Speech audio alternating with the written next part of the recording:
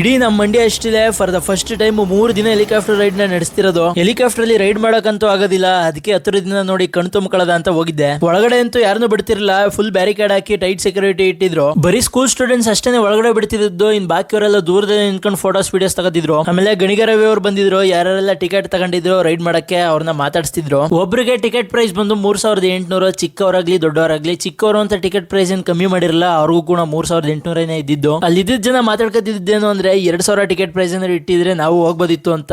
ಅಷ್ಟೇಂದ್ರೆ ಕಡಿಮೆ ಪ್ರೈಸ್ ಇಟ್ಟಿದ್ರೆ ಅಲ್ಲಿ ಜನ ಕ್ರೌಡ್ ನ ಕಂಟ್ರೋಲ್ ಮಾಡಕ್ಕೆ ಆಯ್ತಿರಲ್ಲ. ಇದನ್ನೆಲ್ಲ ಏನಕ್ಕೆ ನಡೆಸ್ತಾ ಇದಾರೆ ಅಂದ್ರೆ ಬೂದ್ನೂರ್ ಉತ್ಸವದ ಪ್ರಯುಕ್ತ ಸುತ್ತಮುತ್ತ 29 ಹಳ್ಳಿಲಿ ರಂಗೋಲಿ ಸ್ಪರ್ಧೆ ಇತ್ತು. ಅದ್ರ ಜೊತೆಗೆ ಹೆಲಿಕಾಪ್ಟರ್ ರೈಡ್ ಕೂಡ ಇಟ್ಟಿದ್ರು. ಒಂದ್ ರೈಡ್ ಬಂದು 7 ನಿಮಿಷ ಇರುತ್ತೆ. ಆ 7 ನಿಮಿಷದಲ್ಲಿ ಇಡೀ ಶುಗರ್ ಸಿಟಿನ ಕವರ್ ಮಾಡ್ತಾರೆ. ಯಾರ್ಯಾರೆಲ್ಲ ಹೆಲಿಕಾಪ್ಟರ್ ರೈಡ್ ನ ಎಕ್ಸ್ಪೀರಿಯನ್ಸ್ ಮಾಡಬೇಕು ಅನ್ಕೊಂಡಿದೀರಾ ಬಂದು ಟ್ರೈ ಮಾಡಬಹುದು. ಹಾಗೇನೆ ಹತ್ರದಿಂದ ಯಾರ್ಯಾರು ನೋಡಿಲ್ಲ ಬಂದು ಧಾರಾಳವಾಗಿ ನೋಡಬಹುದು. ಟೇಕ್ ಆಫ್ ಆಗೋದು ಮತ್ತೆ ಲ್ಯಾಂಡ್ ಆಗೋದನ್ನ ನೋಡೋದಕ್ಕೆ ಒಂಥರ ಚೆನ್ನಾಗಿರುತ್ತೆ. ಈ ಹೆಲಿಪ್ಯಾಡ್ ಲೊಕೇಶನ್ ಬಂದು ಮಂಡ್ಯದಿಂದ 3 ಕಿಲೋಮೀಟರ್, ಚಿಕ್ಕಮಂಡ್ಯ ಮತ್ತೆ ಗೋಪಾಲ್ಪುರ ಮಧ್ಯ ಸಿಗುತ್ತೆ. ಹಂಗೇನೆ ಯಾರ್ಯಾರೆಲ್ಲ ಇಲ್ಲಿಗೆ ಬಂದಿದ್ರಿ ಹಂಗೆ ಒಂದು ಕಮೆಂಟ್ ಹಾಕ್ಬಿಡಿ. ಮುಂದಿನ ವಿಡಿಯೋ ಸಿಗ್ತೀನಿ.